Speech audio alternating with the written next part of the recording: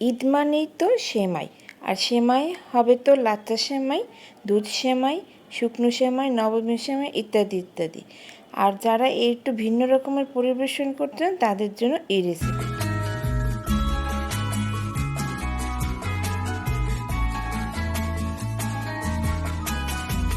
আমি প্রথমে একটি বাটিতে 3 টেবিল চামচ কাস্টার্ড নিলাম। কাস্টার্ডটা আমি সামান্য নর্মাল টেম্পারেচারে দুধ দিয়ে গুলিয়ে নিচ্ছি। এটা গুলে আমি সাইডে রেখে দেব। এটাই হচ্ছে কেকের মেন ইনগ্রিডিয়েন্টস।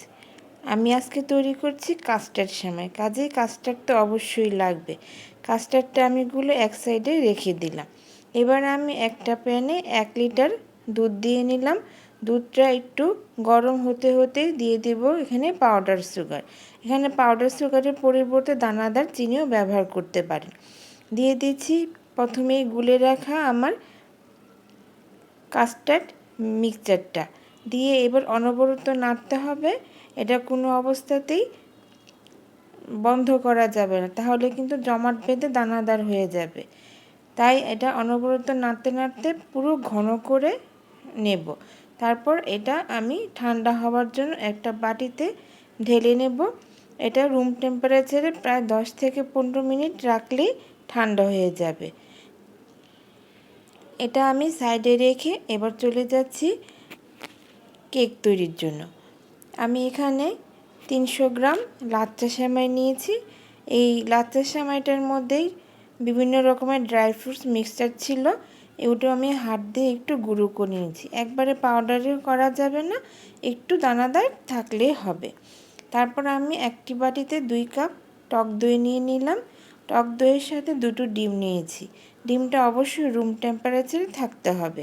তারপর ভালো করে এটা ডিমের সাথে আর টক দইয়ের সাথে ফেটিয়ে নেব। আপনারা চাইলে কিন্তু এখানে ইলেকট্রিক বেটারও ব্যবহার করতে পারেন।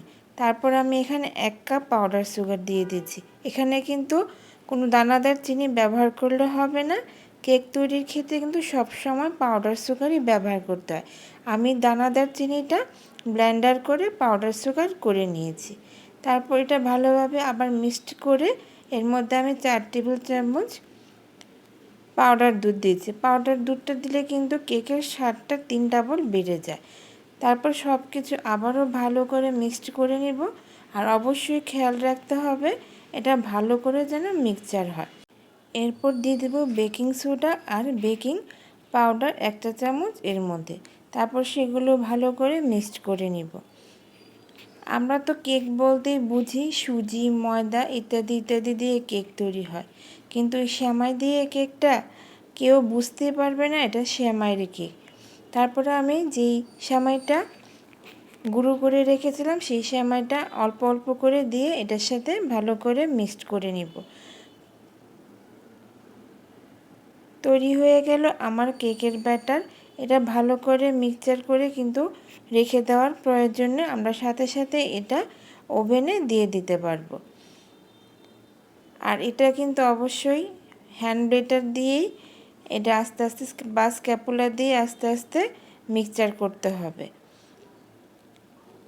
খুব ঘন একটা ব্যাটার তৈরি হবে। তারপর আমি একটা গোল কেকের মোল্ড নিয়ে নিই, তাতে একটু ঘি ব্রাশ করে নিয়েছি আর একটা বাটার পেপার বিছিয়ে দিয়েছি। তারপর আস্তে আস্তে ব্যাটারটা আমি এর মধ্যে দিয়ে দেব, দিয়ে ভালো করে সমান করে পালিশ করে এটা দিয়ে দেব, যাতে এটা পরবর্তীতে দেখতে সুন্দর লাগে। আর একটু ঝাঁকিয়ে দেব যাতে পুরোপুরি ব্যাটারটা বসে যায়। তারপর আমি এটা ওভেনে দেব। আর এটা অবশ্যই 180 ডিগ্রিতে 40 মিনিট বেক করতে হবে। তাছাড়াও কিন্তু আপনারা চুলায় তৈরি করতে পারেন। চুলায় আমরা যেভাবে স্পঞ্জ কেক তৈরি করি ঠিক সেভাবেই আপনারা চুলায় তৈরি করতে পারেন। কেকটা চুলায় অথবা ওভেনে যেভাবেই করা হোক না কেন এর স্বাদের কোনো হেরফের হবে না, আর কেকটা দুভাবেই কিন্তু খুব সফট হবে। এই কেকটা তৈরি হওয়ার পর কিন্তু বোঝাই যায় না এটা সুজি ময়দার কেক নাকি সেমাইয়ের কেক। তো আমার কেকটা সম্পূর্ণ তৈরি হয়ে গেছে। আপনারা এর মধ্যে কিন্তু একটা কাঠি দিয়ে দেখে নিতে পারবেন যে ভিতরে হয়েছে কিনা। আমার কেকটা সম্পূর্ণ রেডি, এবারে আনমোল্ড করার পালা। খুব সুন্দর একটা কেক হয়ে গেছে। তারপর আপনারা এটা কয়টা লেয়ারে করতে চান সেইভাবে এটা লেয়ার করে নিতে পারেন। এবার আবার ক্রিম তৈরি করার পালা। এখানে আমি 1/2 কাপ ক্রিম নিয়ে নিয়েছি। এবার ক্রিমটা আমি ইলেকট্রিক ব্যাটার দিয়ে ভালো করে ব্লেন্ড করে নিচ্ছি। আপনারা চাইলে কিন্তু এই কাজটা ব্লেন্ডারও করে নিতে পারেন। এটা ভালোভাবে ফেটে নেওয়ার পর আমি এর মধ্যে দিয়ে দেব যে প্রথমে আমি কাস্টার্ডটা তৈরি করেছি সেই কাস্টার্ডটার অর্ধেকটা এটা একসাথে দিয়ে ফ্লেটাটা ভালো হবে না, তাই আমি প্রথমে অর্ধেকটা দিয়ে ফেটবো, তারপর আবার বাকি অর্ধেকটা দিয়ে ফেটবো। আর এটা একটু সময় নিয়ে করলে ভালো হয়, যাতে এটা খুব সুন্দর একটা স্ট্রাকচার আছে। আর এটা যদি দানাদার থেকে যায় কেকটা খাওয়ার সময় মুখে লাগবে, খেতেও ভালো লাগবে না। আর এটা এমনই মজা, এটা আপনারা চাইলে কিন্তু রুটি, পরোটা, পাউরুটির সাথে মেখেও খেতে পারেন। আমার বাচ্চারা তো এটা তৈরি করার সাথে সাথেই নিয়ে খাওয়া শুরু করে দিয়েছে। খুব মজা একটা ক্রিমি। এটা কিন্তু শুধু সেমাইয়ের সাথে না, আপনারা যে কোনো কেক বানানোর পরেও কিন্তু এইভাবে ক্রিম তৈরি করে কেকের মধ্যে দিতে পারেন। খুব মালাই মালাই একটা স্ট্রাকচার আসবে। এটা তৈরি করে কিন্তু কিছুক্ষণের জন্য ফ্রিজে রেখে দিলে ভালো হয়। তারপর আমি এবার কেকটা 3টা লেয়ারে কেটে নিয়েছি।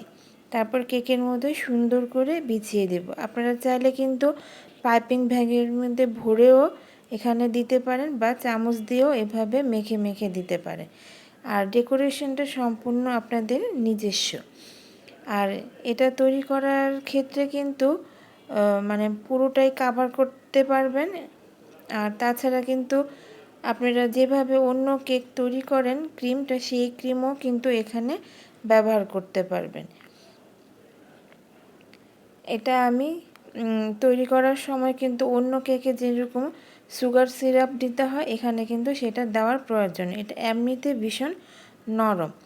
এভাবে আমি 3টা লেয়ারে এভাবে ক্রিম দিয়ে দিয়ে পরপর সাজিয়ে নিয়ে তারপর সুন্দর করে এটা ডেকোরেশন করব। আর ন্যাচারালি আমরা ঈদে যেই সেমাই করে থাকি, সেই সেমাইয়ের থেকে যদি আপনি বেরিয়ে কিছু নতুন কিছু করতে চান, তাহলে এই রেসিপিটি অবশ্যই ট্রাই করবেন। যে কোনো অতিথি বা ঘরের যে কোনো মানুষ আপনার এই রেসিপিটার প্রশংসা করবেই করবে। আর আপনি নিজেও লোকজনদেরকে খাইয়ে ভীষণ আনন্দ পাবেন। আমার এই কেকটা তৈরি করার পরপরই কিন্তু প্রায় 10 থেকে 15 মিনিটের মধ্যে কেকটা পুরোটাই ফিনিশ হয়ে গেছে। আর কেকের ডেকোরেশনটা কিন্তু অবশ্যই আপনার নিজস্ব। আমি এখানে কিছু গ্রেটেড কোকোনাট দিয়ে এটা ডেকোরেশন করেছি। সেমাইয়ের সাথে কিন্তু নারকেলটা খুব ভীষণভাবে যায়। তারপরে আমি উপরে পেস্তা আর কিছু ড্রাই ফ্রুট দিয়ে এটা ডেকোরেশন করব। আপনারা আপনাদের পছন্দ মতন ডেকোরেশন করুন। আর এই ঈদে কিন্তু এই রেসিপিটা অবশ্যই ট্রাই করবেন। আশা করি আপনাদের ভীষণ ভালো লাগবে। আবারও দেখা হবে নিত্য নতুন রেসিপি নিয়ে। সবার ঈদ খুব সুন্দর কাটুক, ভালো কাটুক। আগামী পর্বে দেখার আমন্ত্রণ রইল। Ta-ta, by.